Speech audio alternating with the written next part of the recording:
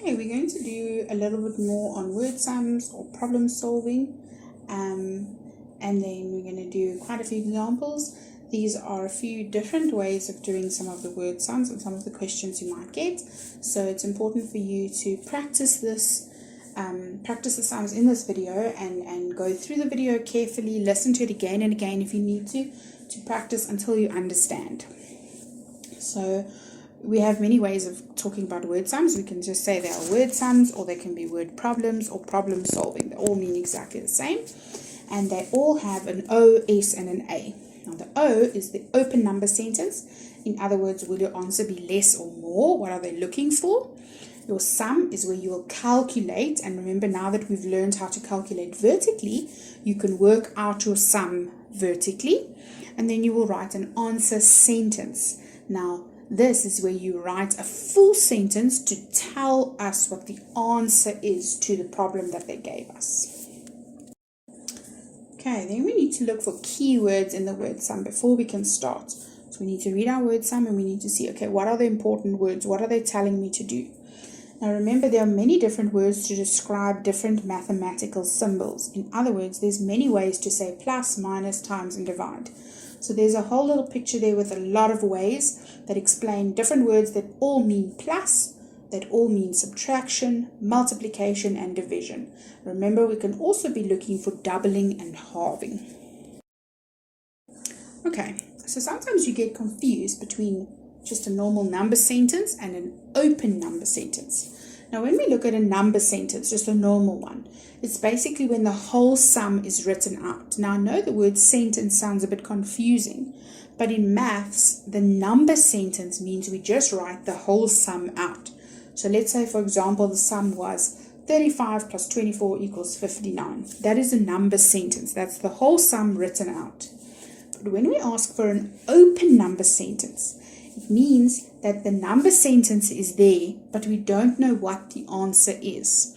So it won't look like a normal number sentence. It will have an X somewhere to show us that we don't know one of the parts of the sum, and we need to still work it out. Okay, so let's have a look at how an open number sentence looks. So some examples of what it could look like. So we could say 35 plus 24 equals X. This is a very normal open number sentence that you can work out vertically. It's very straightforward and simple.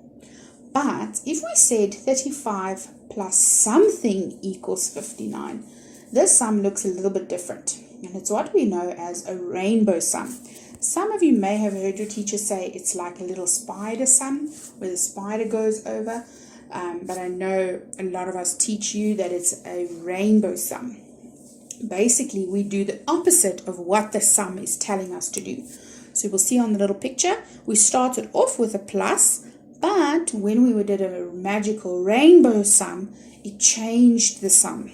So the first part said 35 plus X equals 59.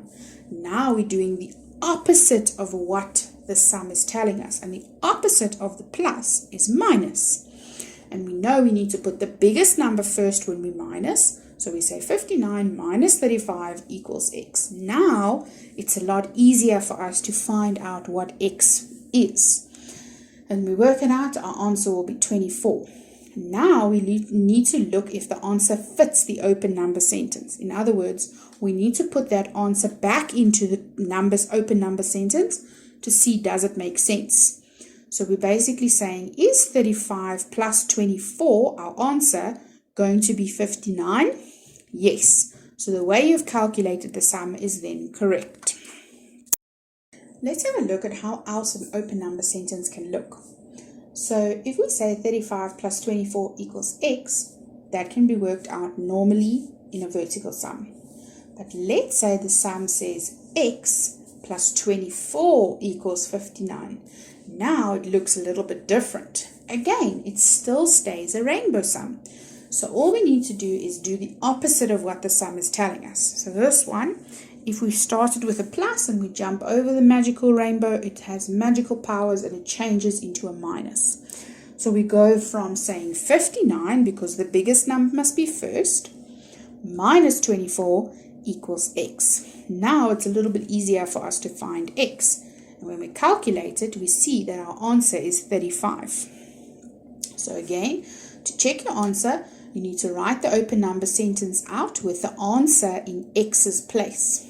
So our sum was x plus 24 equals 59, but now we've worked it out, so we can say 35 plus 24 equals 59. And we check, is it correct? Yes, so we know that we've worked out our sum correctly. Okay, let's have another look at a different type of open number sentence. So if we say 59 minus 24 equals x, again, it's a normal minus sum. But if it says x minus 24 equals 35, this looks a little bit different.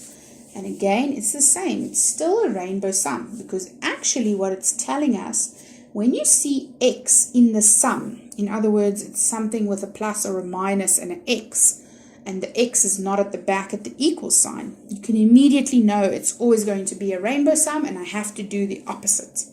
So you'll see on our rainbow we had a minus, but now we do a rainbow sum and we change it to a plus. And remember, when we are plussing, it doesn't matter which number comes first.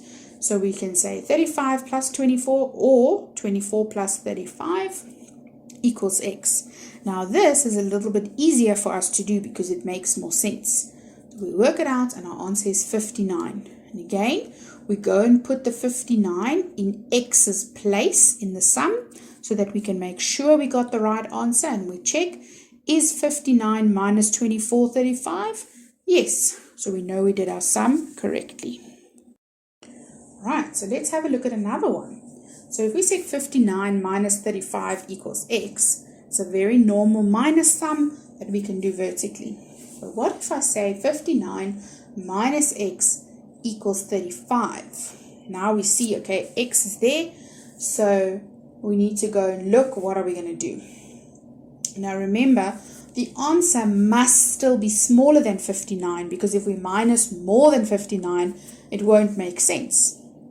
So all we need to do then is take the bigger number minus the smaller number to get the difference. And when we do that, we get the answer of 24. And we go and put 24 in x's place just to make sure we have the right answer. And if we say 59 minus 24, we say, is it equal to 35? Yes. So we know we've worked out the sum in the correct way. Alright, so now that you've seen all these different ways and that most of them are basically a rainbow sum, let's do some story sums step by step and see if you understand this new way of doing. Well, it's not a new way, but a bit of a different way, that when we have to be careful when the x is inside the sum, we have to look and make sure we do a rainbow sum if we must. So you can do these sums with me. You can take out a piece of paper or your whiteboard or whatever you have, and you can practice them on there so that you get really, really good at problem solving. Okay, so our first one says Andy saw 17 flowers and James saw 16 flowers. How many flowers did they see all together?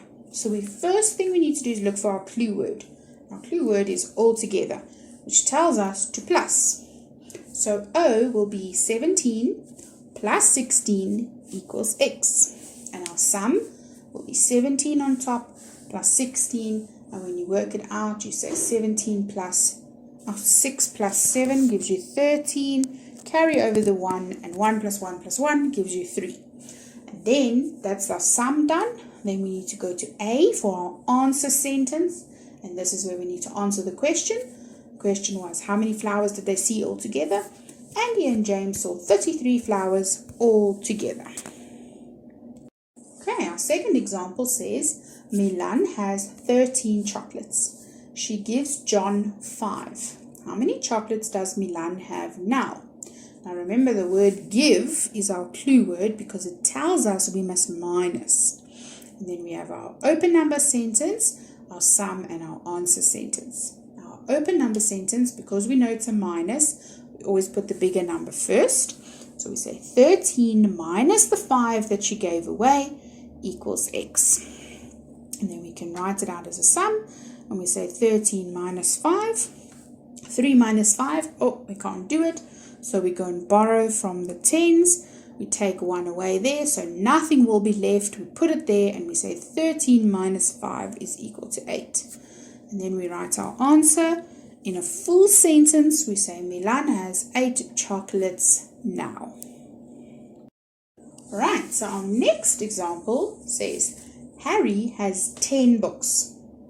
How many books must he still read to reach 15 books altogether? So he has 10 books, but we want to know how much must he still read. In other words, he still has to do something to get to 15. So remember, the answer is actually 15. That's what we have at the end of our story sum. So we can either say it's 10 books that Harry has plus X, because we don't know how many yet, will give us 15 that he must have altogether. Or, to do our rainbow sum, because we see X is there, we can say 15, change the sign, minus 10 equals X. And that is a lot easier to do in a sum. So we say 15 minus 10, and we get 5. So we know Harry must still read 5 books, because if he reads 5 more, and the 10 he already read, he will have 15. Our next example is Angie saw some birds outside on the steps. Then she saw 3 more birds in the garden. Now she has seen 10 birds. How many birds did Angie see in the beginning on the steps? So now it's important for us to remember that our final answer in our open number sentence must be 10. So we know it must be something's equal to 10. So we can say Angie saw some birds on the step. So we don't know how many, so that will be X. Plus the 3 more, because more tells us it's plus, equals 10, because in total she saw 10 birds. Now we want to know how many did she see in the beginning, those few birds on the steps. So we're going to rainbow sum, we're going to do magic, because we know we can't have X floating around in the sum. So we move him along and we swap him and we say, okay, if we come over from plus to a minus, and we minus, we always put the bigger number first, minus the smaller number, and if you say 10 minus 3, you get 7. So we know Angie saw 7 birds in the beginning on the steps.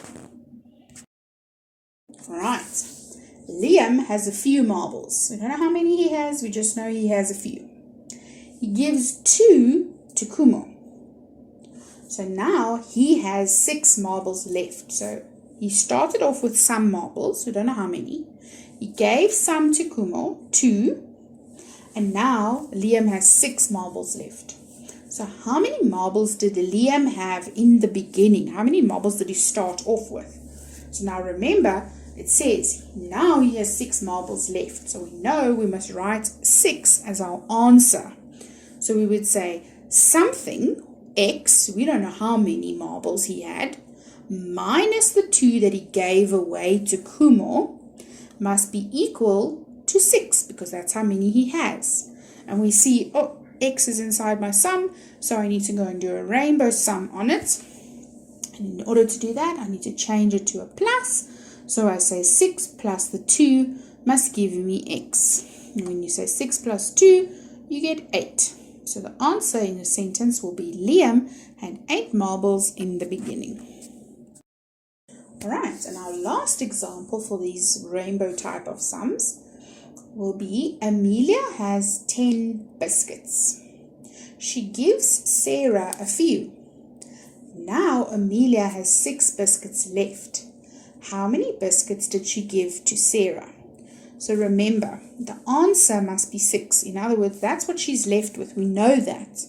But we don't know how many she gives to Sarah. So when we say few or some, S-O-M-E, like they got some biscuits or she got a few biscuits, then we know that must be X. So we know Amelia started with 10 for her open number sentence. We say 10 minus the X, we don't know how many, but we know it's an X for Sarah, equals 6, because we know she has 6 left. And now we see, okay, X is in our open number sentence part, but we remember that we can't change it because it has to still stay a minus. This is not a rainbow one because we still have to minus because she gave them away. But we know we can say 10 minus 6 to work out what we needed, the difference. And 10 minus 6 gives us 4. So Amelia gave Sarah 4 biscuits. So what you can do now is you can practice these sums over and over again. You can use the same type of story, but you can just change the numbers and then try and not look at the slides or the video to try and make sure that you can do it by yourself. But you can also watch this video over and over again and practice the sums so that you can be sure you understand.